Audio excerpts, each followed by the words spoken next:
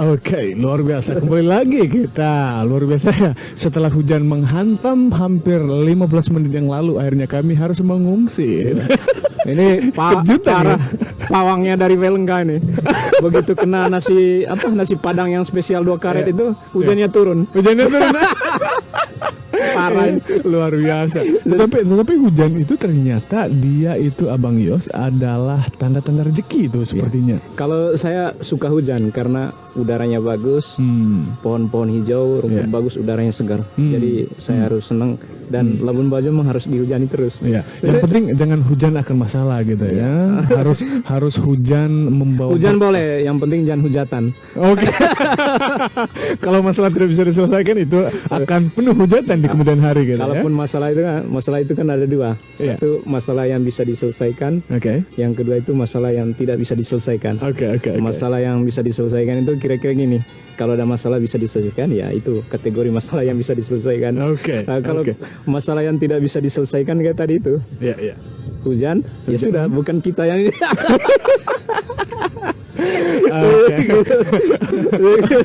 Oke, luar biasa ini sahabat Nur bicara tadinya sepertinya distorsi betul nih Abang Yus ya. Tadinya asik kita bercerita begitu ya, tetapi karena hujan datang akhirnya kita harus menepi begitu ya, menepi di bawah ini rindangan bunga-bunga yang begitu indah begitu ya. Tetapi memang angin dari lautan perairan Taman Nasional Komodo begitu indah, menyegarkan begitu ya.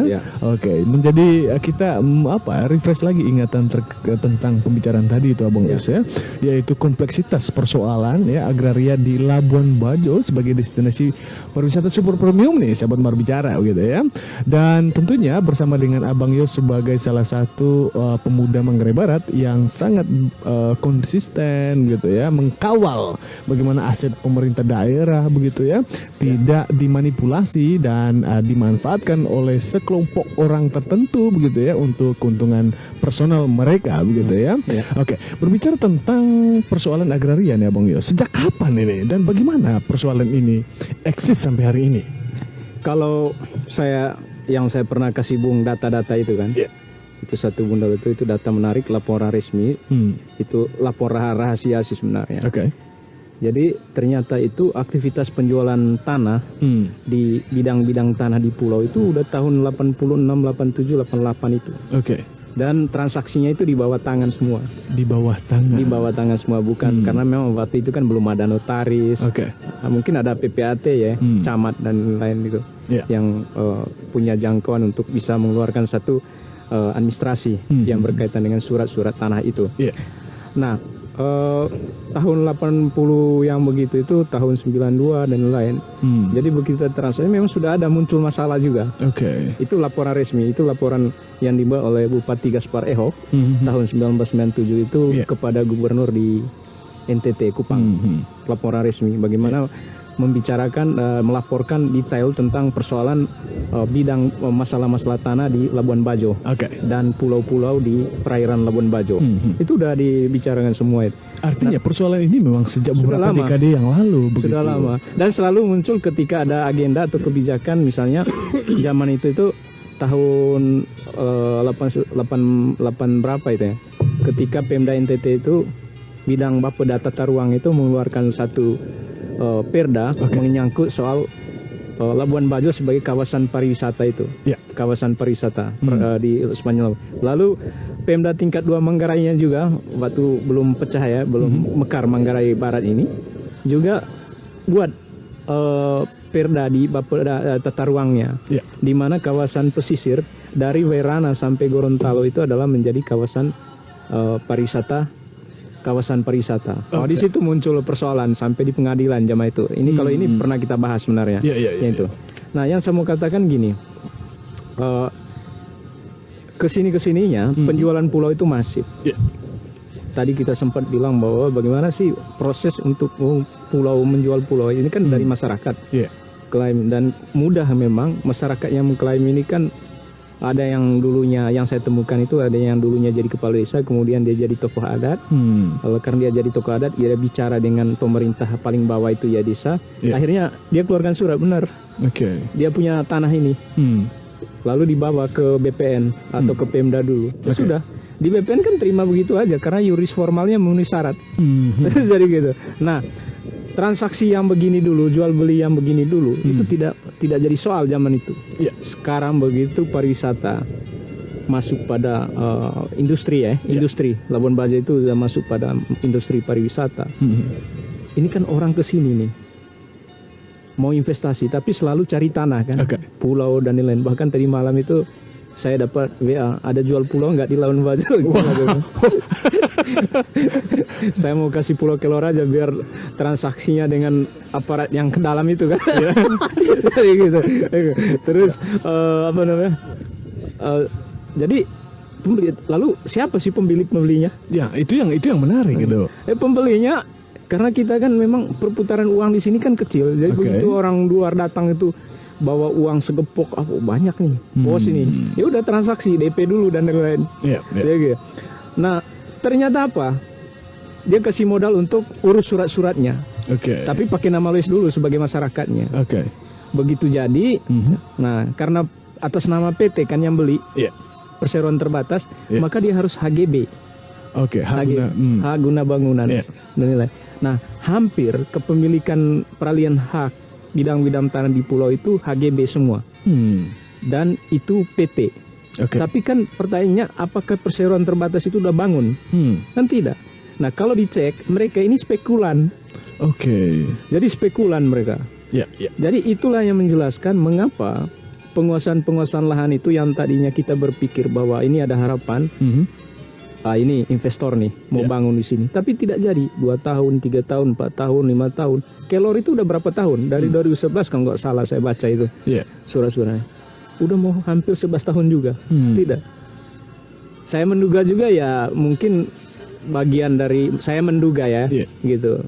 Ini bukan. Saya menduga mungkin bagian dari spekulan juga sebenarnya.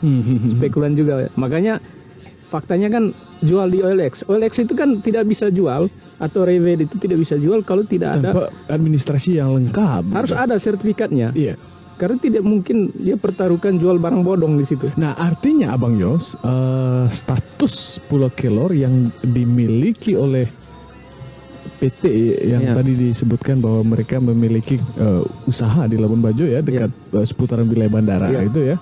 Artinya bahwa tidak saja orang atau PT itu yang mengklaim kepemilikan dari Pulau Kelor ini begitu ya. Artinya ada lebih orang yang memiliki Pulau Kelor begitu.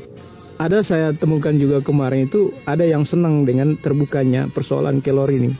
Ada masalah di dalam itu. Apa itu? Nanti dibuka sendiri. Ya kerjasama sebenarnya. Ada PT-nya, ada beberapa orang pemegang saham ya. Kalau salah. Jadi gitu. Tapi ini kesempatan Pemda untuk, karena apa istilahnya dalam hukum itu kan prestasi sebenarnya. Tapi saya nggak tahu kemarin KPK ke dalam itu, Pemda ke dalam itu sudah didahului beri surat teguran atau tidak, atau karena memang viral dari pemberitaan itu. Jadi ini juga apa namanya, kepastian hukum juga itu penting sebenarnya. Jadi jangan sampai ke dalam itu karena hanya ada rame di media dan lain-lain, tapi beradministrasi itu kan, bernegara itu kan beradministrasi. Jadi dia harus bagaimana? Ada dia bikin surat teguran dan atau lain-lain. Nah, setelah itu ya HGB di pulau-pulau di Labuan, sekitar Pulau Labuan Bajo juga begitu. Jadi ini yang perlu itu adalah identifikasi persoalan di pulau-pulau ini. Tapi yang menjadi ribetnya juga begini, kenapa persoalan-persoalan ini tidak bisa selesai? Saya mencium juga kan di dalam HGB di pulau atau kepemilikan lahan di pulau itu kan para pengambil kebijakan juga. Artinya gabung mereka, nah ini pengusaha dan penguasa di situ, penpeng di situ. Artinya ini ada dugaan pertama bahwa ada keterlibatan ya otoritas. Artinya kalau seandainya berbicara terkait bagaimana mengadministrasi soal kepemilikan tanah gitu ya tentu yang dimaksud di sini BPN kah? BPN itu kan memproses sebenarnya, tapi mereka juga tidak boleh lepas tangan, misalnya karena mereka hanya berdasarkan yuris formal tadi itu kan. Jadi gitu. Ada soal-soal lain juga kan, misalnya kerangan kan yuridis formal memenuhi syarat. Jadi gitu. Tapi kan dia harus punya feeling. Kemudian dia kalau berapa 20 tahun, 25 tahun di BPN itu kan dia udah jadi intelijen tanah di situ. Dia harus memahami. apa sih syarat-syarat dia surat-suratnya dia masuk akal atau tidak sebenarnya. Jadi jangan berpatokan pada yuris formal aja sebenarnya. Harus ada misalnya kemauan dia atau mencegah mitigasi tadi itu kan. Nah itu terjadi. Nah yang kembali lagi saya bilang itu persoalan-persoalan agraria di Labuan Bajo itu tidak selesai ya, belum selesai itu karena memang orang yang kita berharap tadi itu bisa menyelesaikan soal itu ternyata bagian dari soal. Bagian dari soal sebenarnya. Sehingga soal ini menjadi persoalan terus gitu. Saya mengikuti detail tentang lahan 30 hektar kerangan di Labuan Bajo itu. Siapa yang bermain, pejabat yang menangani siapa. Bahkan beberapa kali itu pejabat dari BPN pusat itu kalau nggak salah bidang sengketa itu bolak-balik Labuan Bajo. Untuk menyelesaikan persoalan ini. Tapi tidak selesai-selesai juga. Pertanyaannya kenapa? Ini yang menarik. Iya, kenapa? Dugaan ini Abang Yos nih. Apa dugaan dari Abang Yos nih?